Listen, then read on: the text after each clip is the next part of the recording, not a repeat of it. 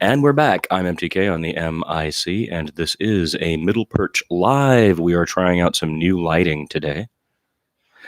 And we have just finished putting up the documentation of the recent installation of the discourse on the polarizing events of 2001. This time it was installed under a different title. That title was If You Were Born on 9/11, You're 18. I kind of like it that way, but I also kind of like it this way, 18. Which is a fact if you were born on 9/11, meaning the 9/11 of 2001 when the attacks were visited upon our consciousness, then you are in fact 18 years old. That makes you an adult. That makes you someone who can sign up to go to war, which was the one forced, permanent, and horrifying reaction jammed down our faces by a cabal of right-wing thinkers, the neocons led by Dick Cheney.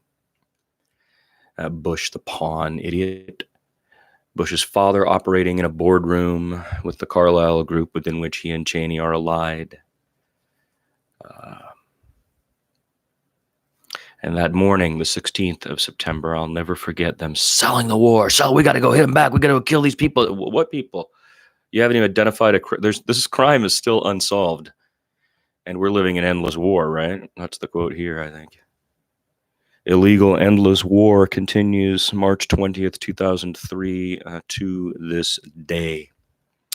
And I am the person who followed through on questioning the United Nations as to whether they would condemn the attacks when they happened. I was there at the UN Security Council as a journalist, and when the ambassadors, each of them came down the walkway, I was the only reporter to ask them point blank and make the UN mic go in front of me and then them and look me in the eye and say, will you or will you not condemn the bombing of Baghdad by the United States, United Kingdom, and their assorted allies? To which Sergei Lavrov, who was then the foreign minister, looked me right in the eye and told me and everybody there, you've read what our president said. We believe this violates the UN Charter. Putin had said that morning that it violates the UN Charter, which it did, of course.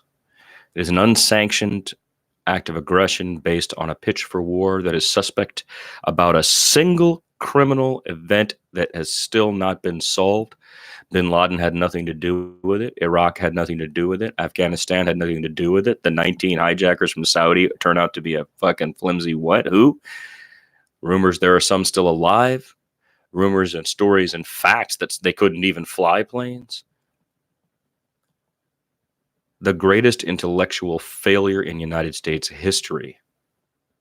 And no one's head rolled. Instead, the small cabal that forced their way in and ran the whole show praised each other and built a new universe. A universe of endless war, total surveillance, and yes, fixed elections.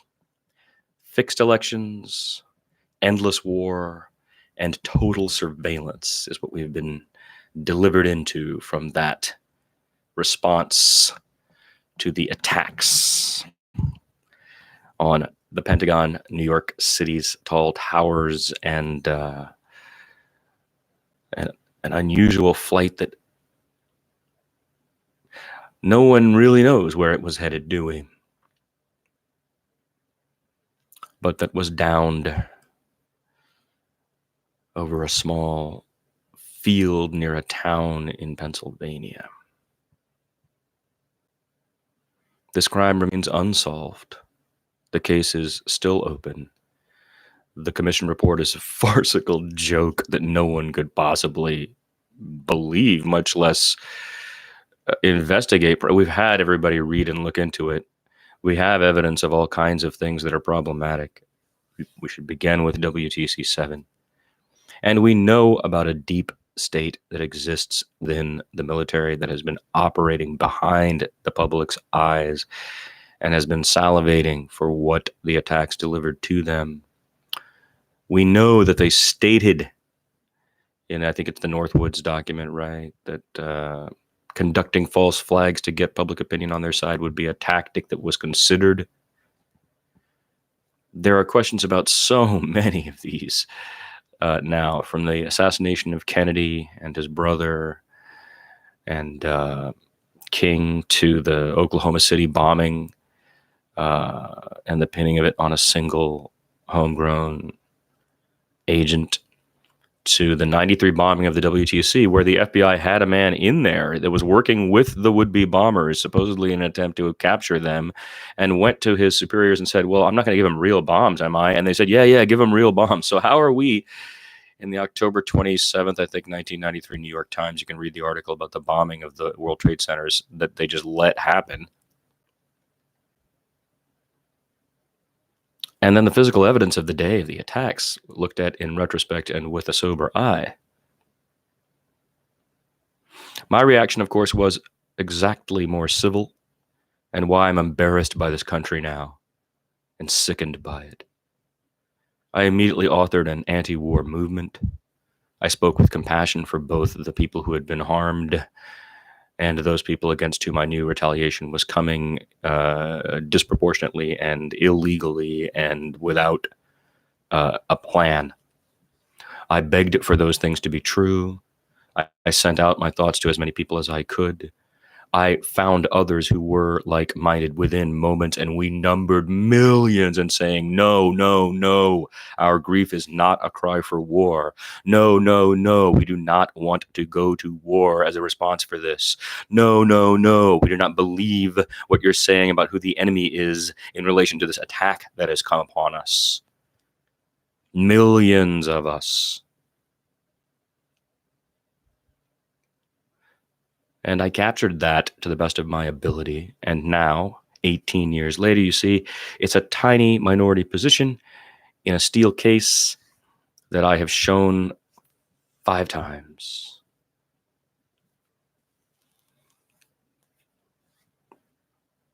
And what is contained in there should be a parallel history, as I have imagined could have been, and many others did as well. Instead, the Orwellian nature of the first part of the millennium was then met with a Huxleyan nature. And if you know what I mean, we're talking about the oppressiveness of the authoritarian figure, the big brother in Orwell, and the militant oppression, and there's wars going on over there. And all of that was subtly replaced through the mechanism of social media, which is the soma of Huxley. Facebook, where a like in the social media now titillates the dopamine receptors in our mind and has become so valuable to us that the birth of an entire field of things which are superficial but engage everybody, Facebook, Twitter, Instagram, Snapchat, TikTok, are blowing up, and people are losing themselves and their creativity and their ability to simply think, which requires criticism, critical thought, investigative mindsets, slowing things down, reading, staring at things, interviewing people, and not parroting what you hear or see on your social media. So I can be considered to be a slow motion version of that with regard to this piece, the discourse on the polarizing events of 2001. That's what it was. It polarized the universe. The response within 5 days by the administration's situation changed everything. And the new America, I am not proud of. And I'm embarrassed that Americans were cowed into just following into that. And now what they think of as America is a shadow of its former self to me. Much of the greatness gone. Ignorance, violence, and stupidity lauded. Endless fractionalization, as the founding fathers would have it, through the means of the variation of media. This makes uniting the nation in any way almost impossible. It makes talking to each other honestly about things that we believe ought to be good for us and moving the country in a good direction very difficult. We are left with snark, pettiness, pundits who are just false prophets. Most politicians bought off through the power of massive lobbies. Most media representatives bought off through the power of the media agencies that own them. The link between all is so far above the common man and so unregulated.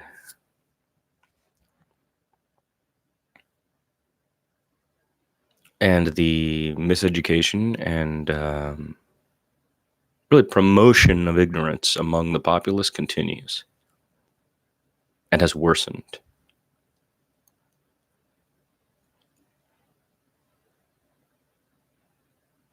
I didn't mean to get off on that track, but the installation is now up online as a playlist. If you were born on 9/11, you're 18. And you can look at that. There's an explanation of the contents. You can't really see the contents, but you can see and hear people interacting with the contents.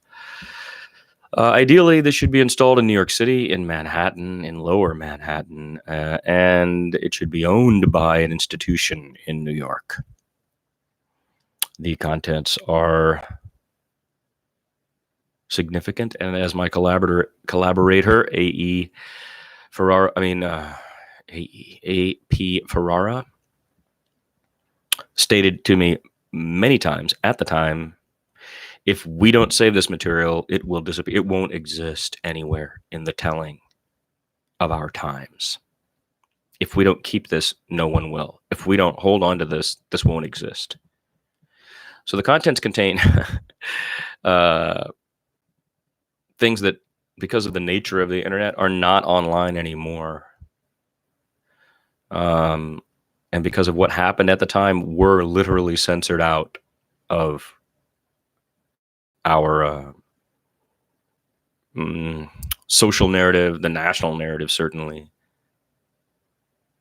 The massive force that overwhelmed anyone's ability to have an anti-war response became the now stated nature of the country. And that's not true. That's not right. Even if it was because you can't contain yourself when you get slapped, and you're so stupid that you have to go run and do things. Let's say it was that excuse.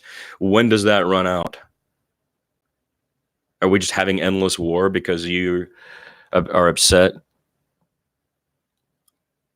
because 2,800 people died in one of your cities and several hundred died in other contexts in an attack that you blamed on who? We still don't know who. The secrecy and power grab, and it's the completion of this deep military state that you guys have been running this thing, and now you just took it over. So how are we supposed to function? Isn't that like what you used to describe the Soviet Union as? It feels very much like that. If I want to participate, I have to act social and be on social media and not say stuff. Don't talk about 9/11. Don't do that. What are you doing? Oh my God. And no one will hit the like button on mine. I guarantee you. I don't talk about 9/11 for that very reason. I don't join the truthers. I'm not part of the truth movement. I'm just an artist and journalist who collected this massive amount of data, and I'm shocked by the absence of it from the narrative. These are all Americans. We were all Americans. We are all Americans. And now we're being told it's un-American to want peace and to want to allow people to come here and to not want to have war as a response for everything, to not be so violent and belligerent and military in our aspect to the world.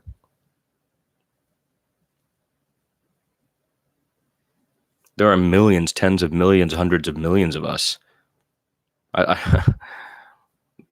At this point, then, the mechanism doesn't work, does it? So you ask yourself, when we talk about revolution, there can be peaceful revolution. Certainly in the internet era, there could be peaceful revolution. The Portuguese did it, right? And what, 2 people died or something?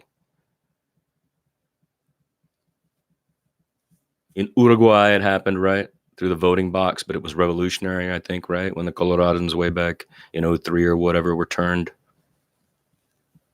It's a cultural shift that we're talking about that has to happen. And since I'm right between the group in power and the millennials, all I'm getting is noise from both sides. And carving a way through that is what the middle perch, which is where you have landed today, is about. I cannot go join the media because they won't have me in the contexts that exist. I can't join the academy because what they demand of me is something I cannot do in order to maintain the amount of all this content brings me to my perspective. It's not a perspective that I'm just holding because I'm insane or I'm a conspiratorial nut. I'm a orderly person who has gone to the places where the things were happening, like we're talking about, from being at the point of the attacks to being at the UN on the day of the response to continuing to cover that. Through the two elections, working for a national magazine in the 2000 election, which I believe was fixed, and then working for a national radio network for the 2004 election, where I could prove it was fixed. I had reporters on the ground, and I went ahead and stated it, and the network didn't have the courage or the guts to, or it's infiltrated, or there's an ego problem, or whatever. They didn't have the guts to back me on that. So I fell on the sword on purpose. I knew I was going to be leaving anyway. I only wanted to use it to cover the thing and prove what I proved. The elections are fixed. The elections are fixed. The wars are endless.